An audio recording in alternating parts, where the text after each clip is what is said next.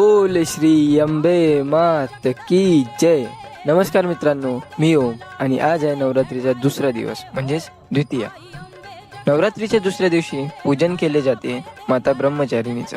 ब्रह्म म्हणजे तप, ज्ञान आणि शक्ती, तर चारिणी म्हणजे आचरण करणारी. असं म्हणून ब्रह्मचारिणी म्हणजे ब्रह्माचं पालन करणारी, तपश्चर्या करणारी देवी. कथेनुसार मग पार्वतीने भगवान शंकराला पती म्हणून मिळवण्यासाठी कठोर तप केलं.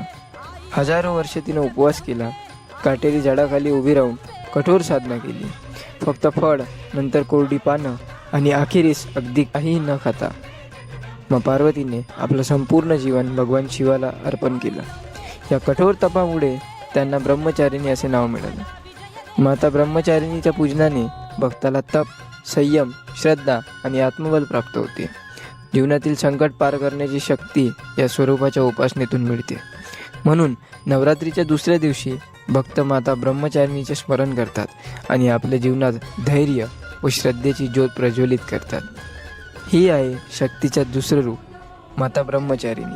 आता पुढच्या भागात पाहूया देवीचं तिसरं रूप कोणतं आणि त्याच्या पूजनाची काय आहे महिमा. व्हिडिओ आवडला असेल तर नक्की लाईक करा, शेअर करा आणि कमेंट करा. जर तुम्ही हा व्हिडिओ यूट्यूबवर पाहत असेल तर चॅनलला सबस्क्राईब करा. धन्यवाद.